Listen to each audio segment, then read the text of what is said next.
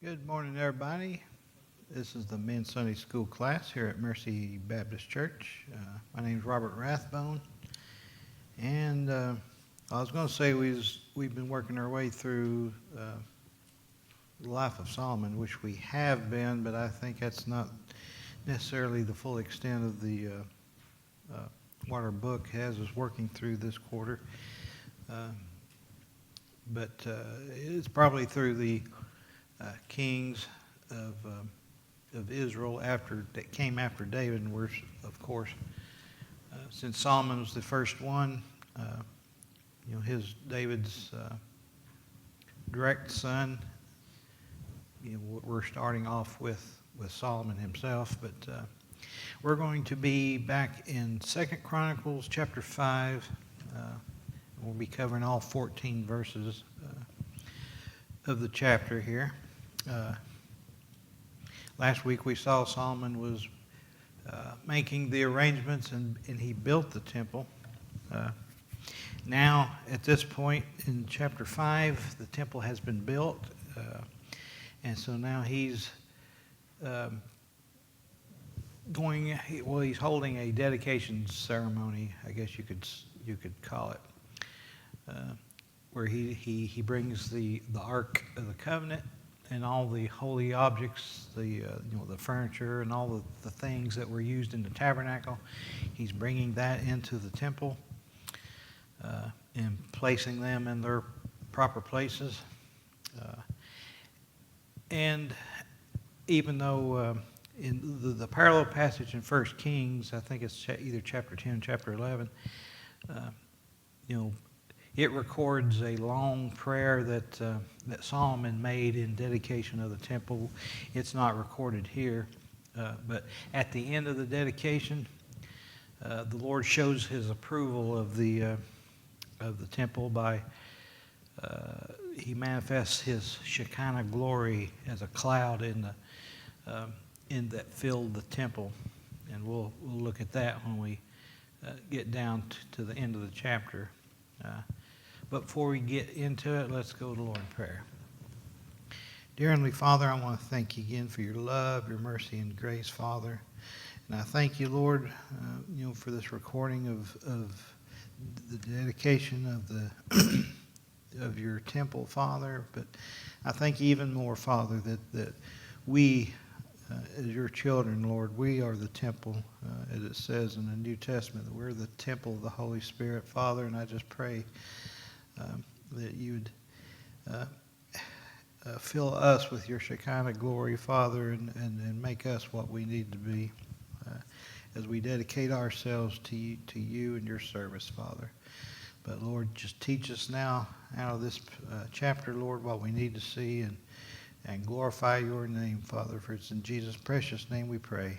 Amen. All right.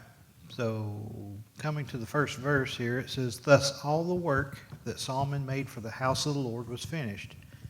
And Solomon brought in all the things that David his father had dedicated, and the silver and the gold and all the instruments, put he among the treasures of the house of God." All right, so it says, "Thus all the work that Solomon had made for the house of the Lord was finished." Chapters 3 and 4 here of 2 Chronicles describe the construction of the temple, along with all the utensils and the furnishings, the furniture, things that had been made, I guess, that couldn't be reused from the tabernacle, because I'm sure those the things that he used, like for burnt offerings and such, those things would wear out over time, I suppose. But he created, constructed all these things, and that's in chapters 3 and 4. Now, after 7 years of construction, this verse here says it was completed, it was finished. Solomon done everything that he needed to do to build the temple and have it prepared and ready to be used for the worship of the Lord. And so then that next line, it says, "And Solomon brought in all the things that David his father had dedicated." At the end of 1 Chronicles, we saw that if you're reading there, you see that David had already contributed, or he had collected a ton of stuff, of money and materials and things ready to go to build the temple, because it was in his heart to do so. And even though the Lord told him, you're not going to build the temple, but your son will, he still wanted to give everything, devote all his resources that he could to preparing things so that the temple could be built. And then he calls on in that First Chronicles 29, verses 2 through 7. David essentially says, "Who's with me? Who else would want to?" He said, "I've contributed all these things. Who else would like to contribute and give toward it?" And they, the elders and the princes of Israel, they brought their collection and gave it, and it basically doubled what David had given. Not that it was twice what they gave, but the total amount. They gave more than what David had collected over the years. So now Solomon is bringing all these things that, I guess, what wasn't used in the building of the temple, the leftovers, all the silver and gold, as it says here. Now he's bringing these into the temple. And it says, and the silver and the gold and the instruments. And the word instruments there, it means utensils, articles. It can refer to furniture. But these are things to be used in the worship of the Lord. And so he's bringing all these things. And it says, put he among the treasures of the house of God. The word treasures there, it can refer to treasures as in money, like what we normally think of treasures. But it can also mean supplies. So basically you could almost say the storehouse of the house of God. Apparently, Solomon had, as he designed the temple, he reserved an area or a room or maybe even a building, I'm not sure, some place for the storage of the things that belong to the temple that maybe in future, whenever they needed to build new things for the use in the, to replace worn out objects or something or other, then they could go to the treasure house of the Lord of the temple and use the materials there, or the instruments that had been set aside, that had already been made but weren't used yet.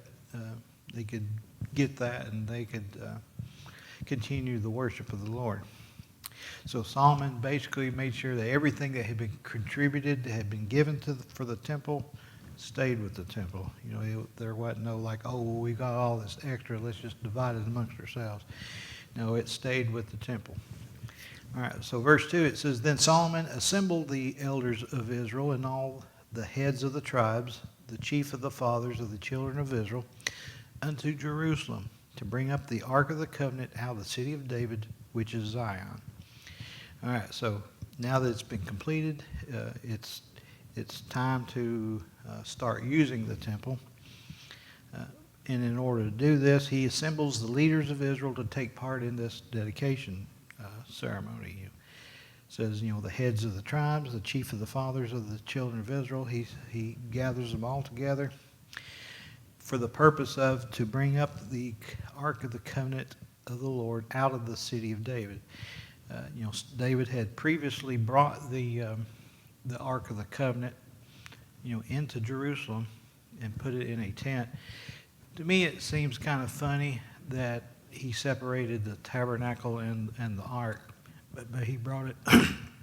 He brought the ark into Jerusalem because he had prepared a temple for it. I mean, not a temple, but a tabernacle, a tent for it. And so he's placed the ark in there. Now, it says they're going to bring the ark of the covenant out of the city of David, that is, out of Jerusalem, up to the Temple Mount where the temple has been built. And then he gives us a alternative name for Jerusalem. You see in like Psalms and other places where they refer to Zion. Well, here it tells us in no uncertain terms Jerusalem is Zion. They brought the Ark of the Covenant of the Lord out of the city of David, that is Jerusalem, which is Zion. So we have an identification in case you had any doubts what Zion was. We know for sure it's Jerusalem. All right, verse 3, it says, "Wherefore all the men of Israel assembled themselves unto the king in the feast, which was in the 7th month. And all the elders of Israel came, and the Levites took up the ark." All right, so he says, "Wherefore all the men of Israel assembled themselves unto the king in the feast, which was in the 7th month." Well, the feast in the 7th month was a feast that had already been set up. It was the Feast of Tabernacles. It's a week-long feast that took place at the end of harvest. The commentator said that was in the September to October time frame. So I don't know if that was like the last week, the half week of September and the first half week of October, or how that, or if it varied. But it's a week-long feast, and it's one of those feasts. I think there's 3 feasts throughout the year that the children of Israel, all the men were to come to Jerusalem and assemble themselves before the Lord. Well, not necessarily Jerusalem, to wherever the tabernacle was, where the ark was. They were to assemble themselves there and take part in this feast as a worship. This happened to be the Feast of Tabernacle. All the men of Israel would have been coming to Jerusalem anyway. So apparently Solomon chose this time to have all the men of Israel. Well, they all came, but he also had the leaders to be front and center, ready for this dedication. And so it says, "And all the elders came," that is the chief of the tribes and such, the leaders of Israel. And it says, "And the Levites took up the ark."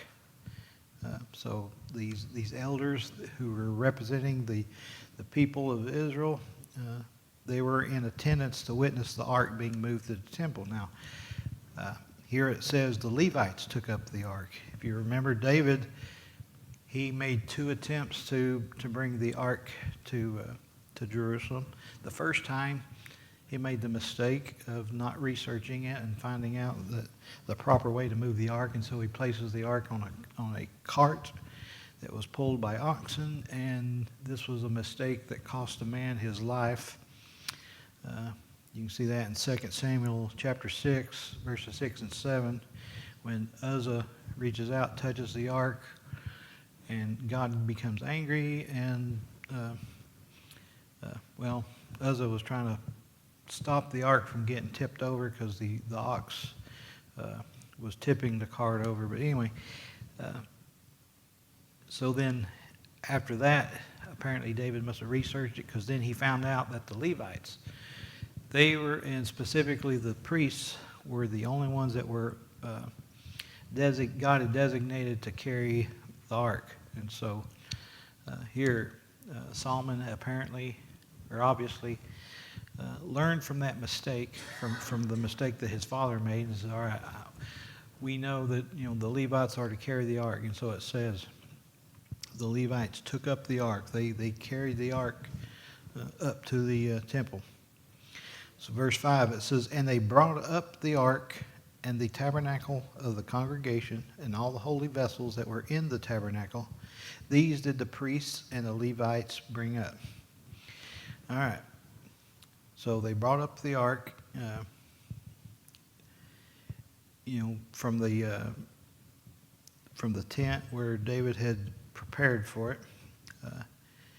Even though the tabernacle itself was still at Gibeon, and the priests were responsible for the actual carrying of the ark, where the Levites, according to the Mosaic law, the Levites were responsible for taking the tabernacle down and carrying it to the new look, like as they were wandering through the wilderness, as they would periodically move. They took the ark, or the tabernacle, down. They would be responsible for transporting it to the new location, to wherever the Lord, presence of the Lord the pillar of cloud by day, the pillar of fire by night. Wherever that led them to, then the Levites would erect put up the tent, the tabernacle, and then the priest put everything back inside, and they would go on continuing the worship of the Lord.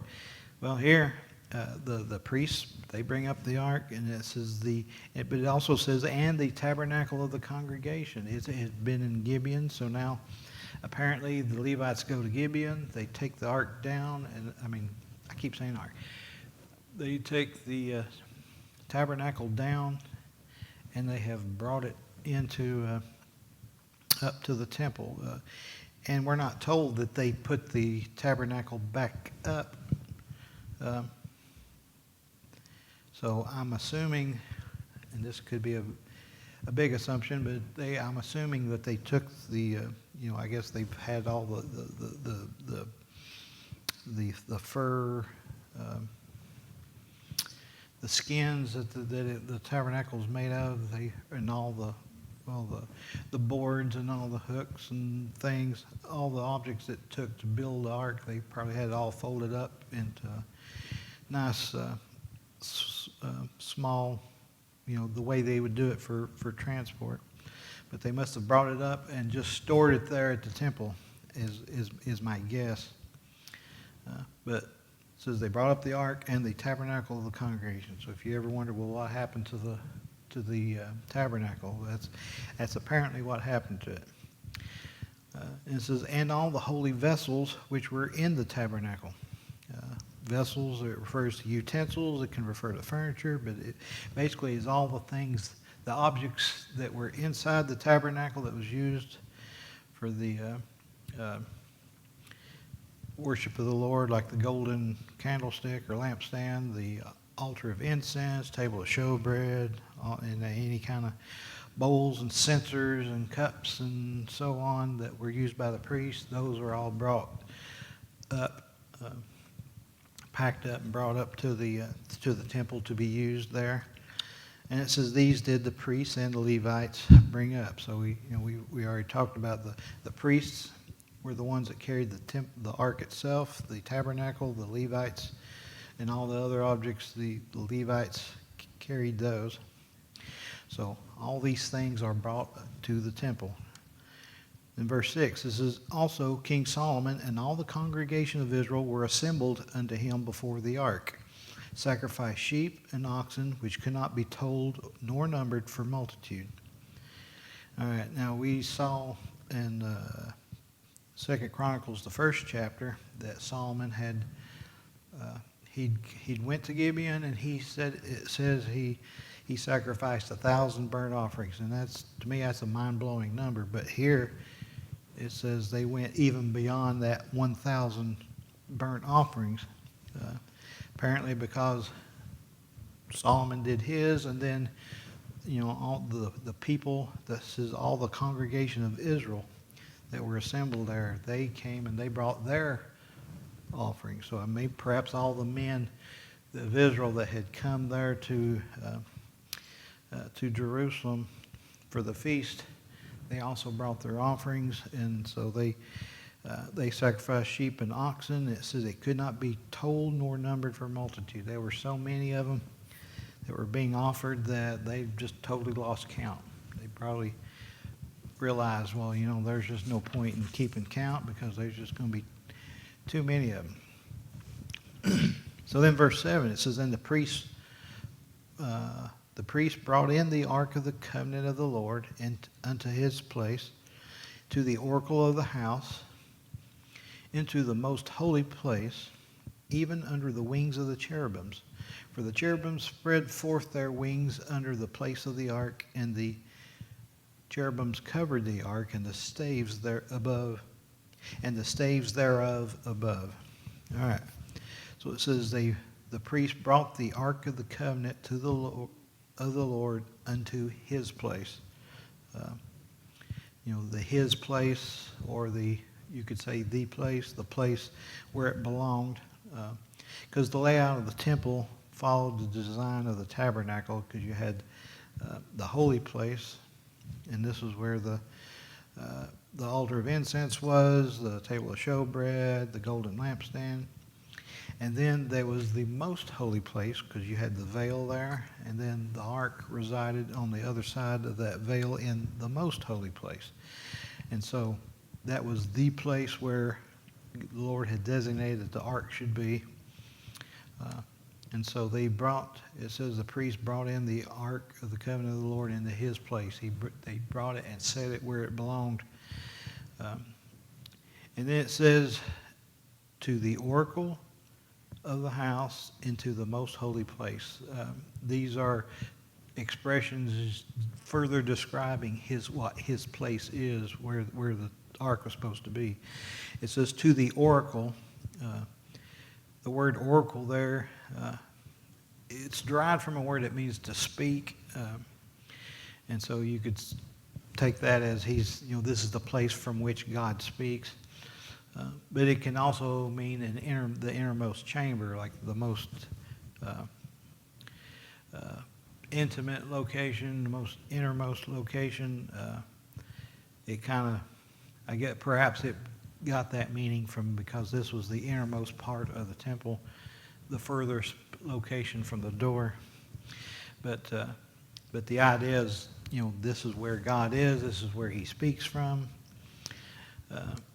And then it says into the most holy place, so we know exactly where this is. This is the place where, the place that was designated in the tabernacle where the ark should be. Then he says, even under the wings of the cherubims. If you go back and look at the description of the construction of the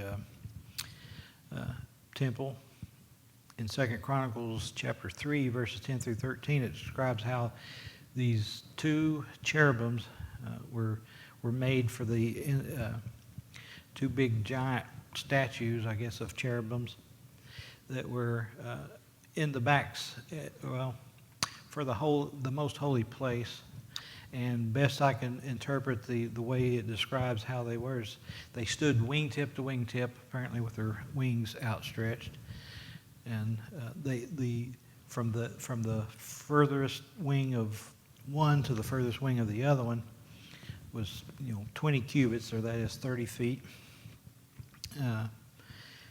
And they were there. These were carved, presumably of wood, and then overlaid with gold. So you've got these two golden cherubim statues. I don't recall how tall they were, but their wings, their combined wingspan spanned 30 feet.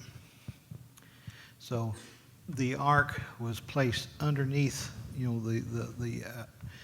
the wings, their outstretched wings. It says, for the cherubims spread forth their wings over the place of the ark, and the cherubims covered the ark, and the staves thereof above. And the staves were those were the golden poles that had been made, that were inserted through rings on either side of the ark. And this was how the priest would carry the ark. They'd pick up the poles, these staves, and I think they would hold them over their shoulder. And this is how the ark was carried. And so, but they didn't remove them whenever they brought the ark here into the most holy place. This was a way the ring, these staves was also a way that the priest could carry the ark without where they could safely do it, because if they, just like Uzzah found out, you touched the ark, then you would die, or at least if you touched it without permission from God. But it was too holy for human hands to touch, and so with the ark, with the staves, they could carry it.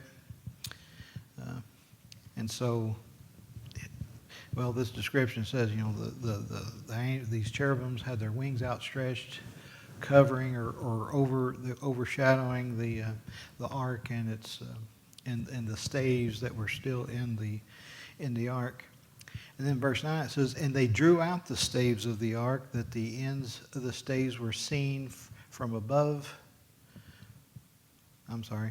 They were seen from the ark before the oracle, but they were not seen without. And there it is unto this day. So the way it's phrased here, it's a little hard to understand. If you go to the parallel passage in 1 Kings chapter 8, verse 8, it says, and they drew out the staves, that the ends of the staves were seen out of the holy place before the ark, before the oracle, and they were not seen without. And there they are unto this day. It's virtually the same, but it says they drew them out. But the idea seems to be that they didn't remove them from the ark completely, but the staves were there. I think what commentators believe that they were partially slid out so that the staves would protrude through the veil, and not completely through, because I'm not sure if the veil. Apparently, the veil wasn't split down the middle, because otherwise, when Jesus was crucified, and it said the veil was in the temple was rent,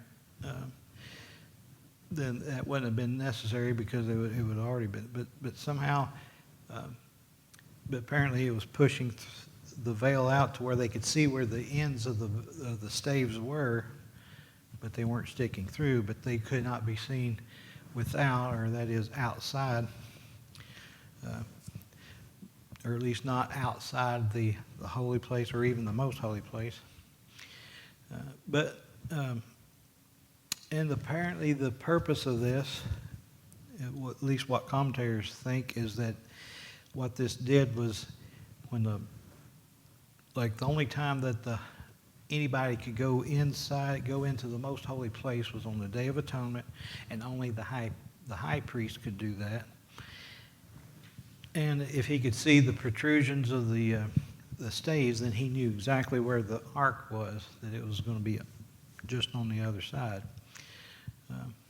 Which also means I would always assume that the ark was turned this way, like you walk into the holy place and it was turned this way, where you're seeing the side of the ark. But apparently, if the staves were they're pushing against the veil, then the ark must have been turned that way, or at least it seems to me. I could easily be mistaken, but anyway, because it's dark inside there. There was no, in a holy place you had the lampstand that would illuminate, and the priest could see what he was doing, burning incense and so on.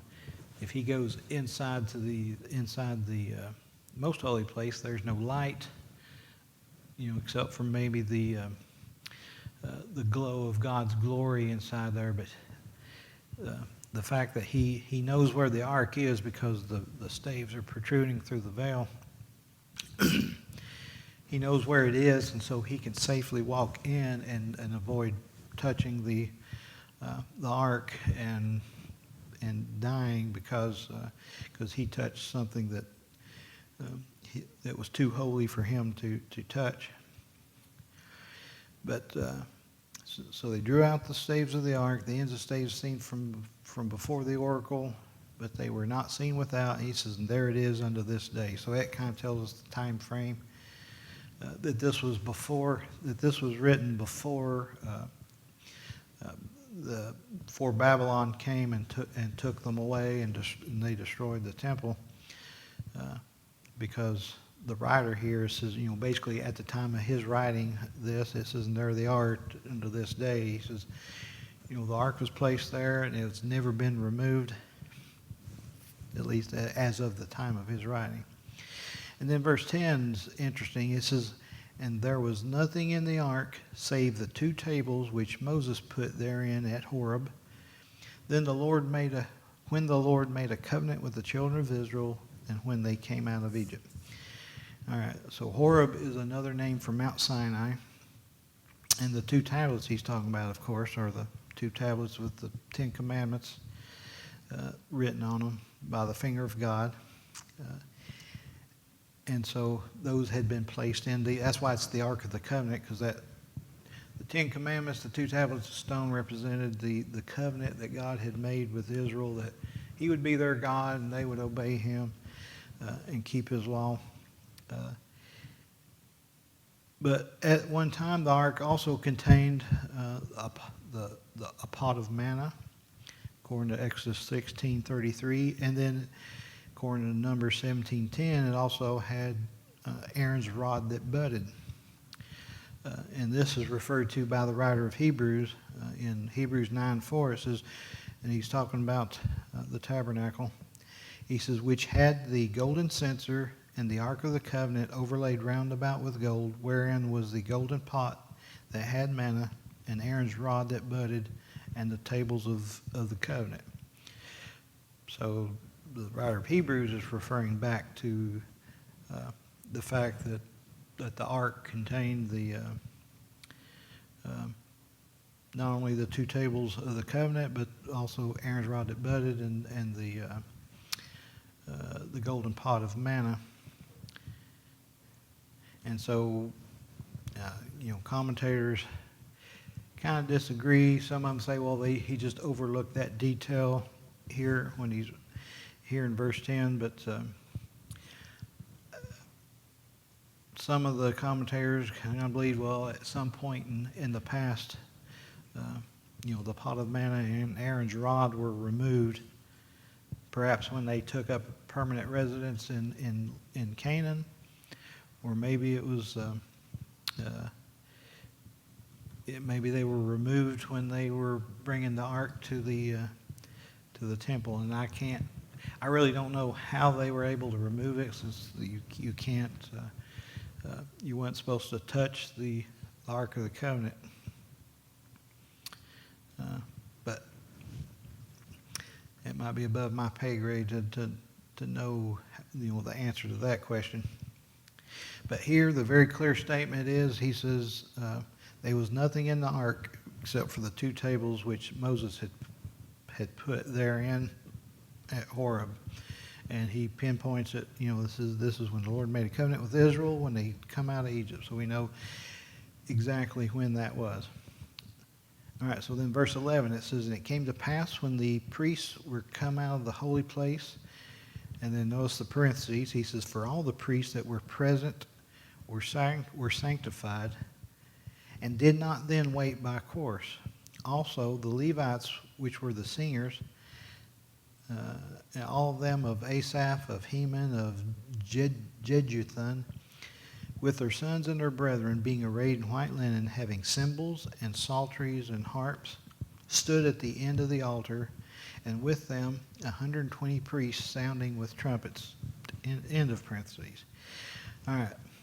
So it says, when it came to pass, when the priests were come out of the holy place, so he's saying, he's establishing, all right, this is when it happened.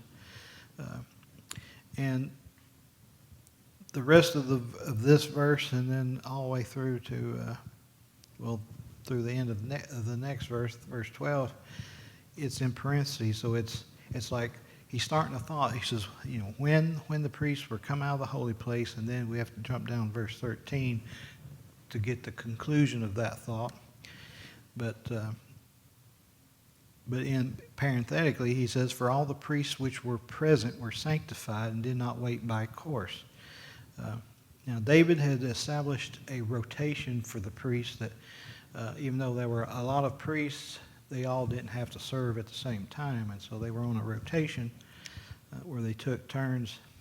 Some would, I guess it's kind of like on a swing shift or something. You have so many hours on, so many hours off.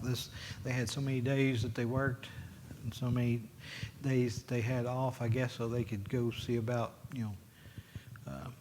their own home and taking care of their, the work that needed to be done, at home. But here it says, for all the priests that were present were sanctified and did not wait by course. In other words, these weren't just the ones that were on duty at the time. These are ones that came, I guess, because they wanted to take part in this. And so they had sanctified themselves to be ready to do this. And then it says, and also the Levites, which were singers, all of them of Asaph, and of Heman, and Jeduthun, and the sons of brethren, being arrayed in white linen, having cymbals and psalteries and harps, stood at the east end of the altar, and with them 120 priests sounding with trumpets. So basically, this is the, singers and musicians. They were there. Not only did you have priests who had sanctified themselves to be ready to take care of, the dedication of the temple, you also had the singers and the musicians that were ready there to glorify the Lord, to sing to His praise and celebrate the dedication of the temple. So then verse 13 it says, it came to pass it came even to pass, in other words, he says, when the priests were come out of the holy place, back in the beginning of verse 11, and it says, and it came even to pass as the trumpeters and the singers were as one. That's why I think in parentheses he mentioned the singers and the musicians, the trumpeters, so that we would know what he's talking about at this point. So it came even to pass as the trumpeters and the singers were as one. So the priests had finished putting the ark and all the other objects in place. They were coming out, and then the singers began singing, and the musicians began. So even as it came to pass, as the trumpeters and singers were as one, to make one sound to be heard in praising and thanking the Lord.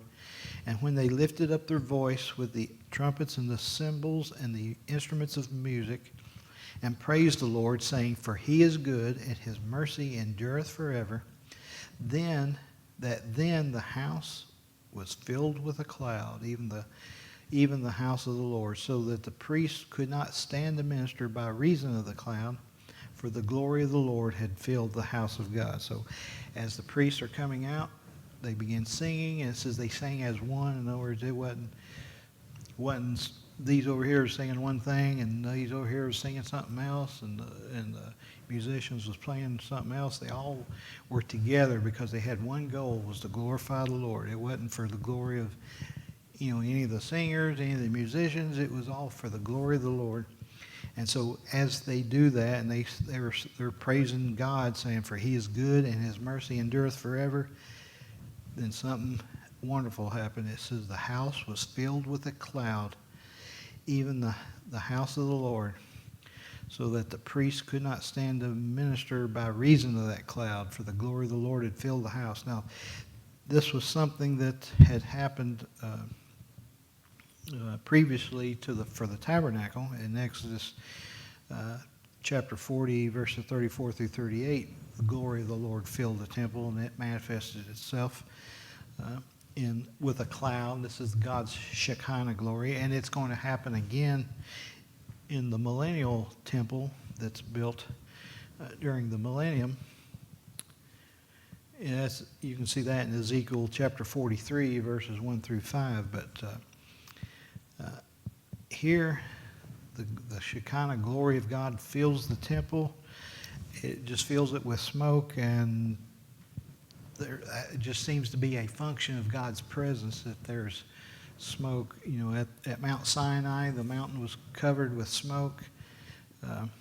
Like when Jesus was on the Mount of Transfiguration, and Peter, James, and John were there witnessing it, and there was a cloud that overshadowed them, and God spoke out of the cloud and said, This is my beloved Son. Listen to Him, hear Him. That's just a function of God's presence. And the interesting thing, it says, so that the priests could not stand to minister. I'd always read that and thought, well, it's like the word stand, we use it a lot of times for, you say, well, I can't stand that. We're basically saying, well, I can't tolerate that. I can't deal with that.